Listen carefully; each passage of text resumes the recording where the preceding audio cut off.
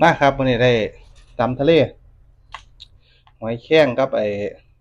ปลาหมึกกระดองเสียบๆน้องกันครับ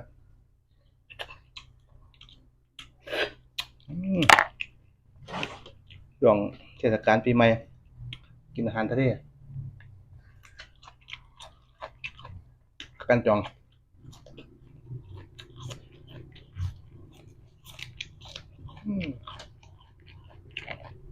นัวเลยก็เลยแล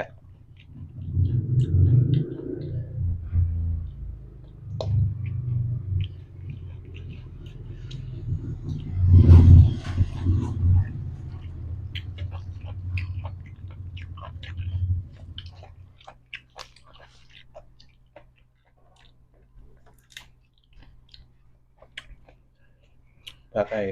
หอมเปรย์หอมเปรย์นี่ก็อาหารทะเลนี่เข้ากันพอดี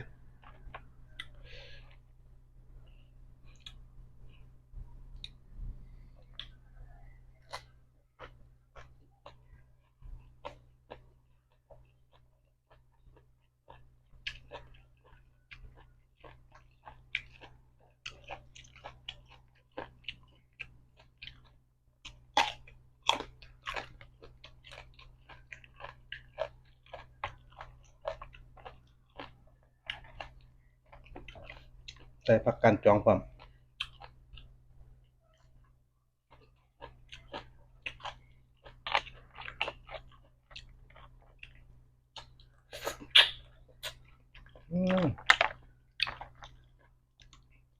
หอยแครงสดๆ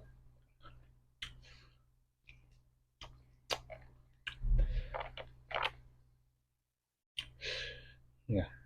หมึกกระดอง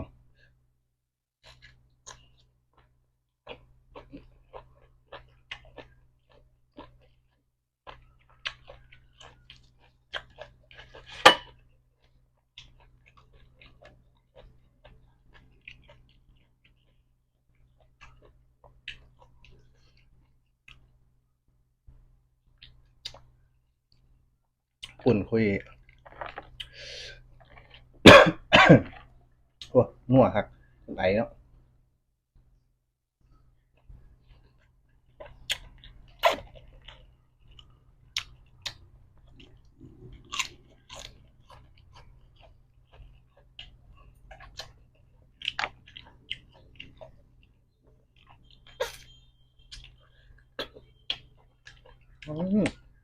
หอยแครงนัวเพราะหอยแครง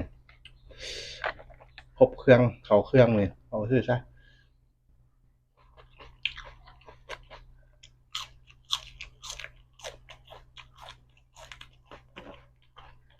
ผักกันจอง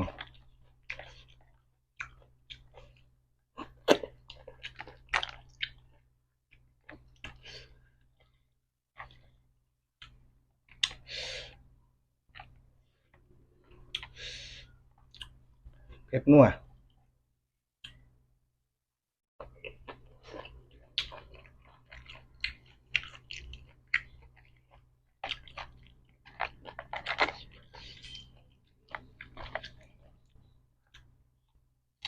อืม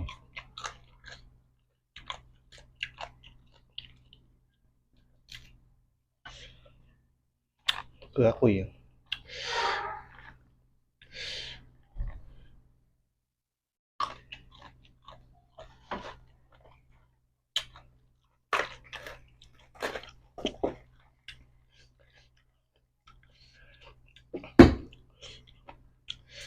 ของแซ่บนี่ต้องข้าวเหนียว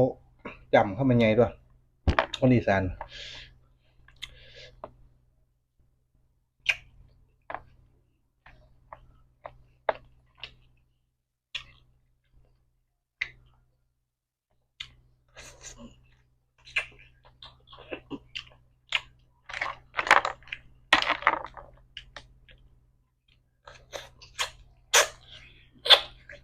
อืมนัวครับ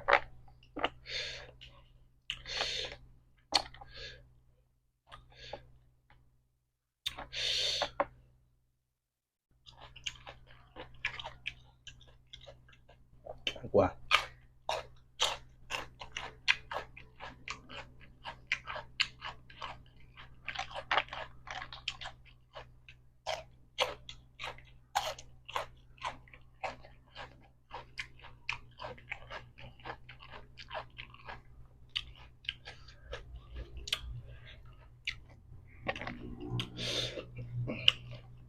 ผักแป้นคุยจักบาท